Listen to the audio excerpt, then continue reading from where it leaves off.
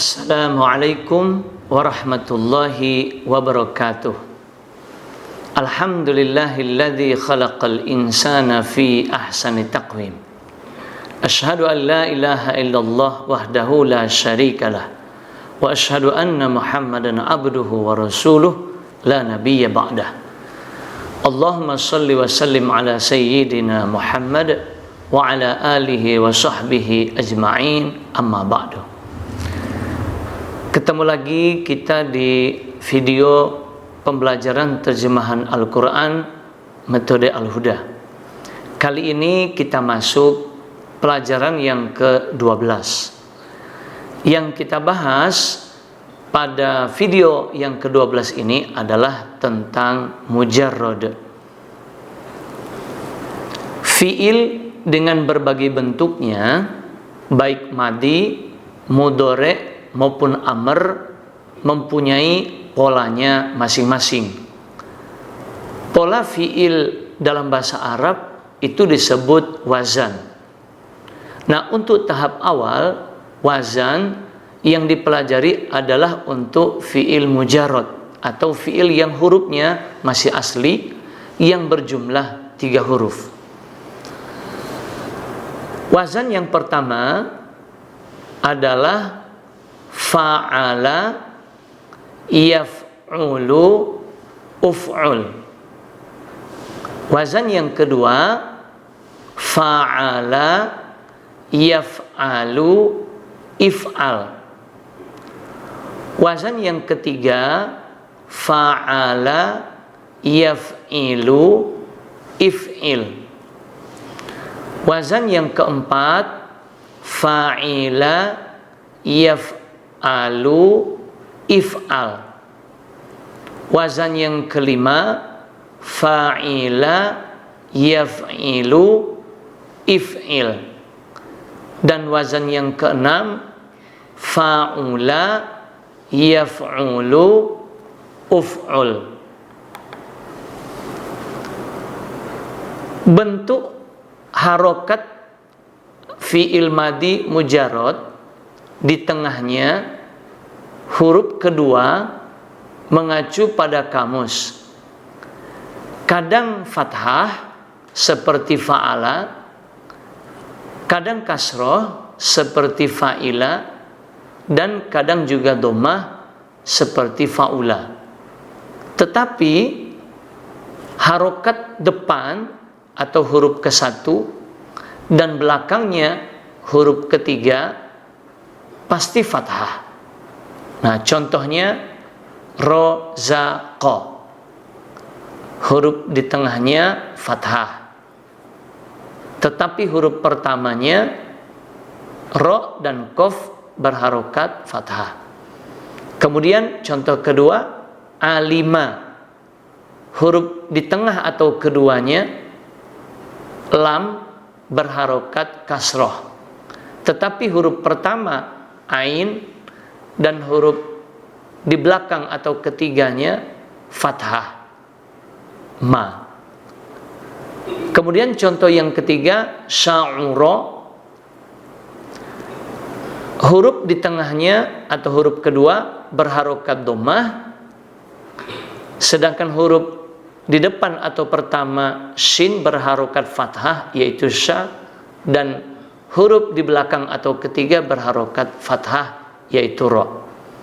Jadi fi'il madi dalam bahasa Arab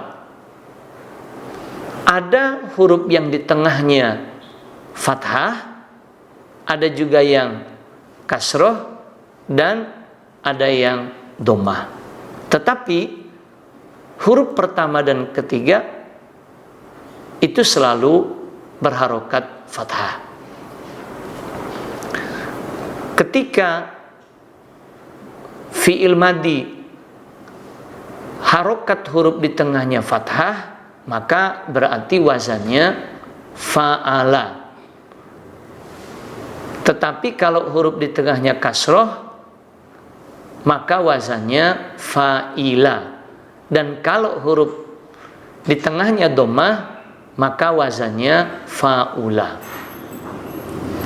Kemudian pola perubahan dari fi'il madi ke mudhari' untuk fi'il mujarrad juga mengacu pada kamus. Ainnya kadang fathah, kadang kasroh, dan kadang juga dhammah. Tetapi harokat depannya atau huruf pertama pasti fathah. Contohnya ya'lamu. Huruf lamnya yang disebut posisi huruf ain itu fathah. Kemudian yarji'u, huruf jimnya berharokat kasroh. Ini posisi huruf ain. Dan yash'uru, huruf ainnya berharokat dhammah. Ini posisi huruf ain pula pada wazan. Tetapi huruf pertamanya itu pasti fathah. Seperti ya'lamu, huruf ya-nya fathah. Yarji'u, huruf ya-nya fathah. Dan yash'uru, huruf ya-nya fathah. Nah, wazan dari masing-masing fi'il, khususnya mudhari' ini, mengacu pada harokat huruf ketiganya, yang mana huruf ketiga itu menempati posisi huruf ain pada wazan. Seperti ya'lamu, berarti wazannya yaf'alu. Seperti yarji'u, berarti wazannya yaf'ilu. Dan seperti yash'uru, berarti wazannya yaf'ulu. Kemudian catatan berikutnya, namun untuk fi'il mudhari' ketika berubah menjadi fi'il amr ada polanya, yaitu dengan mengganti huruf ya menjadi hamzah. Meskipun tulisannya alif, tapi itu disebut hamzah. Harokat huruf hamzahnya mengacu pada harokat huruf ainnya. Apabila harokat huruf ainnya dhammah, maka hamzahnya berharokat dhammah juga. Namun bila harokat ainnya fathah atau kasroh, maka harokat hamzahnya kasroh. Jadi tidak ada harokat hamzah di fi'il amr yang fathah. Kalau tidak dhammah, kasroh. Contohnya, misalnya yasjudu. Ini fi'il mudhari', kalau kita ubah menjadi fi'il amr, iya-nya diganti hamzah, sinnya tetap, jimnya juga tetap, dan dal juga tetap.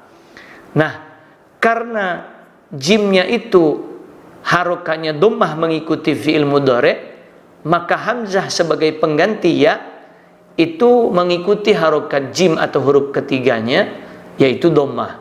Dari fi'il mudhari' yasjudu menjadi usjud.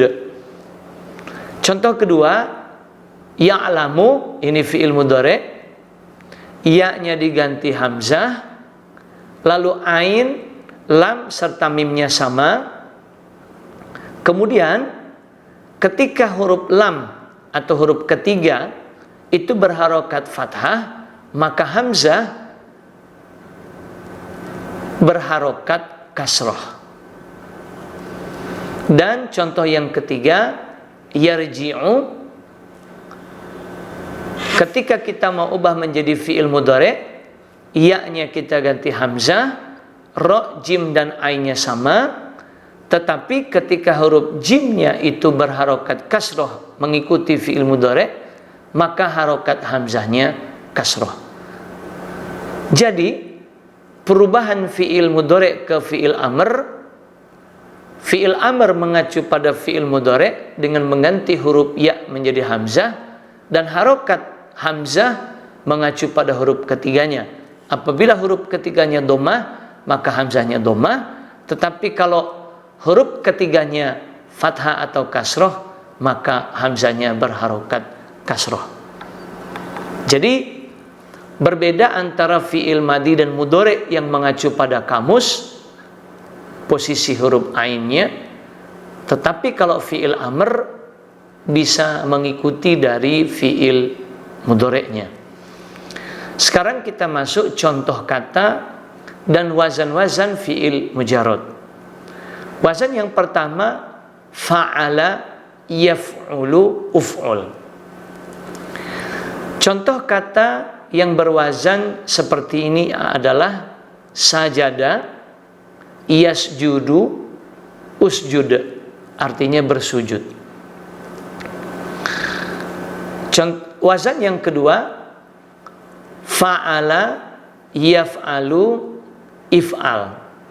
Contoh kata yang berwazan seperti ini adalah ja'ala yaj'alu ij'al, artinya menjadikan. Kemudian wazan yang ketiga fa'ala yaf'ilu if'il.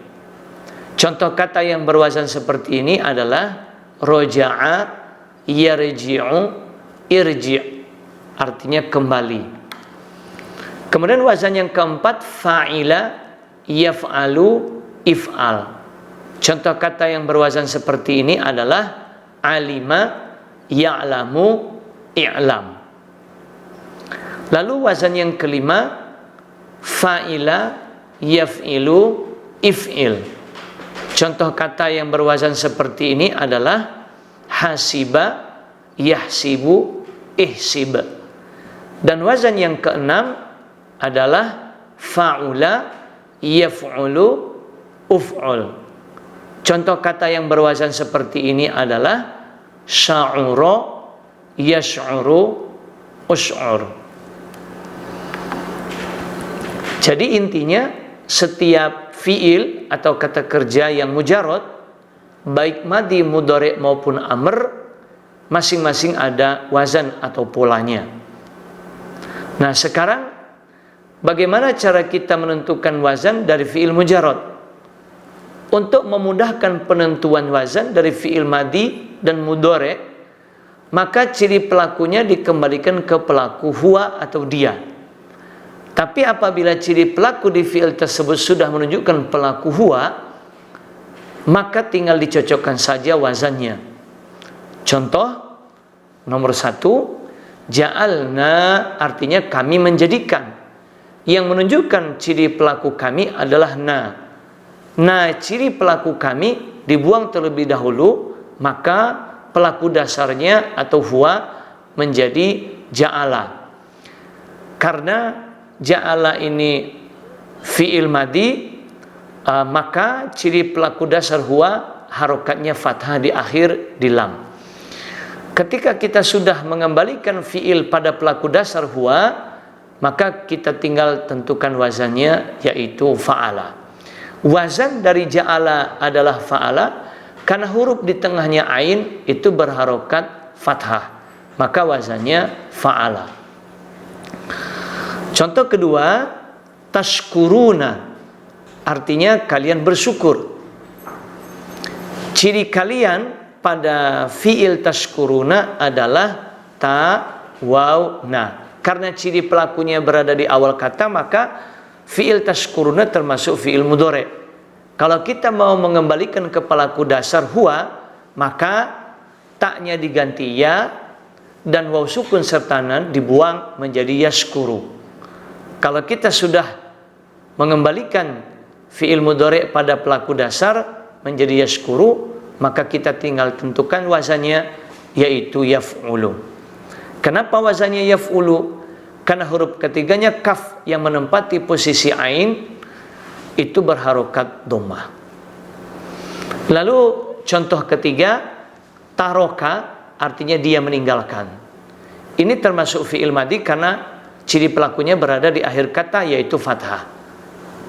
Karena fi'il madhi taroka pelakunya sudah pelaku dasar, yaitu huwa, maka kita tidak perlu mengembalikannya lagi karena sudah memang pelaku dasar. Maka wazannya adalah fa'ala. Kenapa wazannya fa'ala? Karena huruf di tengahnya atau huruf kedua, yaitu ra, berharokat fathah. Maka ainnya pun wazannya yang berharokat fathah, yaitu fa'ala. Contoh yang keempat, yakfuru, artinya dia kafir. Fi'il yakfuru ini termasuk fi'il mudhari karena ciri pelakunya berada di awal kata, yaitu ya. Karena pelakunya adalah dia atau huwa, sudah menjadi pelaku dasar, maka kita tidak perlu lagi mengembalikannya ke pelaku dasar karena pelakunya sudah huwa. Maka kita tinggal tentukan wazannya, yaitu yaf'ulu. Kenapa wazannya yaf'ulu? Karena huruf ketiga pada fi'il yakfuru, fa-nya dhammah yang menempati posisi ain. Maka wazannya yaf'ulu. Begitulah cara kita menentukan wazan untuk fi'il madhi dan mudhari'. Kalau kita menemukan fi'il madhi atau mudhari' selain pelaku dasar huwa, maka kita kembalikan dulu ke pelaku dasarnya, yaitu huwa. Sedangkan fi'il amr, pelakunya dikembalikan ke pelaku anta atau kamu. Tapi apabila ciri pelaku di fi'il tersebut sudah menunjukkan pelaku anta, maka tinggal dicocokkan saja wazannya. Contoh nomor 1, u'budu artinya sembahlah kalian. Pelakunya adalah kalian, dicirikan dengan waw sukun dan alif di akhir kata. Karena pelakunya masih kalian atau antum dalam bahasa Arabnya, maka dikembalikan ke pelaku dasar anta untuk fi'il amr.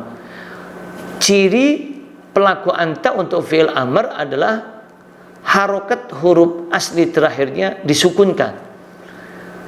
Ketika masih ada waw alif, ciri pelaku antum atau kalian, maka dibuang terlebih dahulu. Lalu yang tersisa di huruf akhir adalah dal. Dan huruf dal ini kita sukunkan untuk menjadi pelaku dasar, yaitu anta. Ketika sudah dikembalikan ke pelaku dasar anta menjadi u'bud, maka kita tinggal tentukan wazannya, yaitu uf'ul. Ya, kenapa wazan dari u'bud itu adalah uf'ul? Karena huruf ketiganya ba yang menempati posisi ain itu berharokat dhammah. Maka karena ba-nya berharokat dhammah, hamzahnya pun di depan juga berharokat dhammah. Kemudian contoh yang kedua, idrib artinya pukullah kalian, pukullah kamu. Pelaku dari fi'il amr idrib adalah kamu atau anta dalam bahasa Arabnya, dicirikan dengan harokat sukun di huruf akhir ba. Karena pelakunya sudah menunjukkan kamu atau anta, sudah menjadi pelaku dasar, maka kita tidak perlu mengembalikannya lagi. Kita tinggal tentukan wazannya, yaitu if'il. Kenapa wazannya if'il? Karena huruf ketiga pada fi'il amr idrib, yaitu ra, berharokat kasrah. Karena ra-nya berharokat kasrah, maka hamzah yang di depannya juga berharokat kasrah.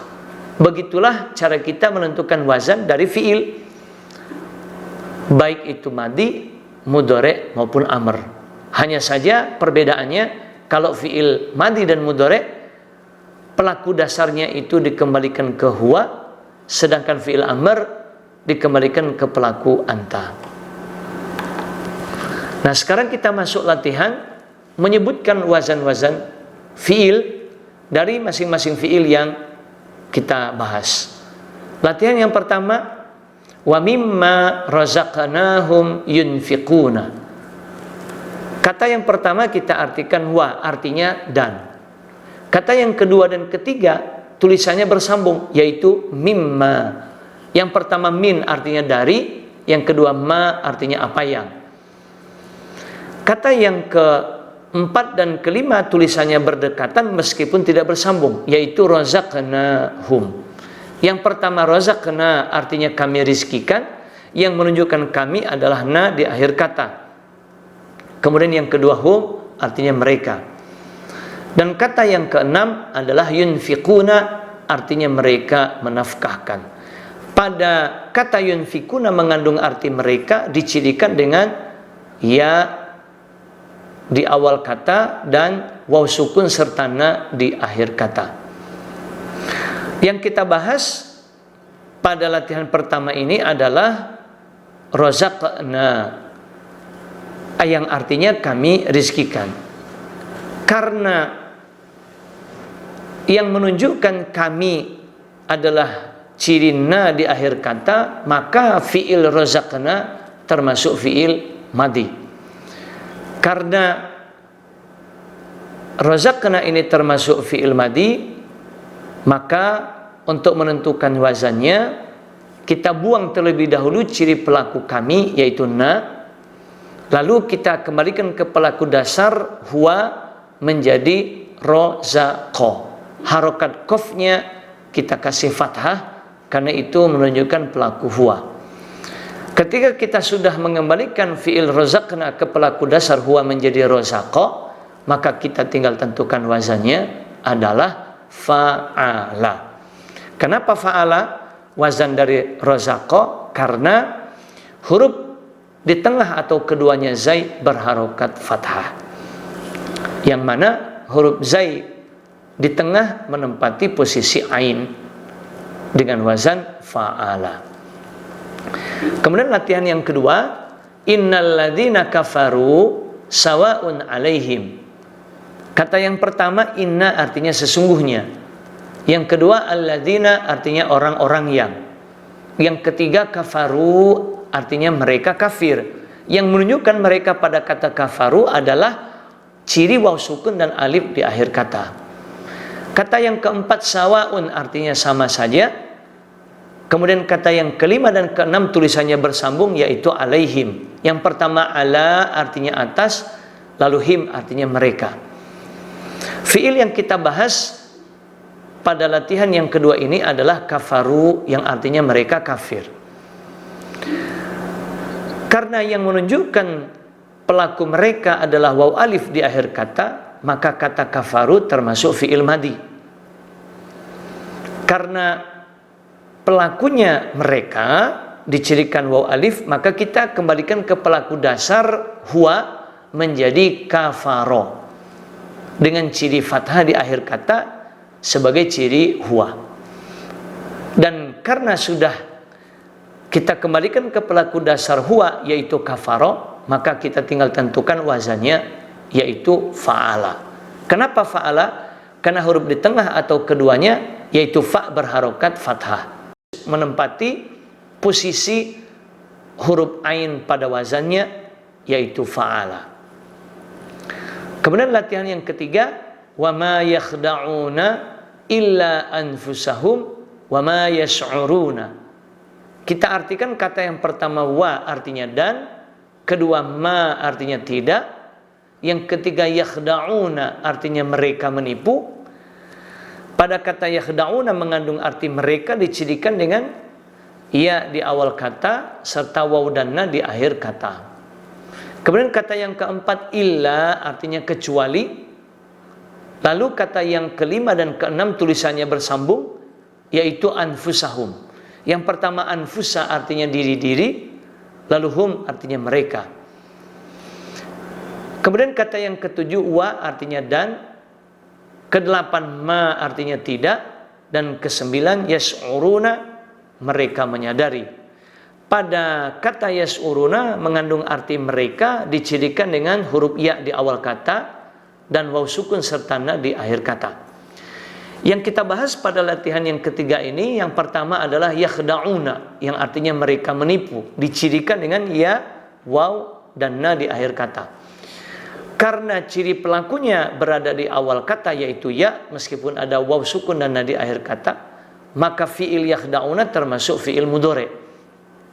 Dan karena pelakunya masih pelaku mereka atau hum, maka kita kembalikan ke pelaku dasar huwa, yang mana fi'il mudhari' pelaku dasar huwa dicirikan dengan ya di awal kata. Karena ciri di awal kata yakhda'una sudah ya, maka kita tidak perlu menggantinya lagi.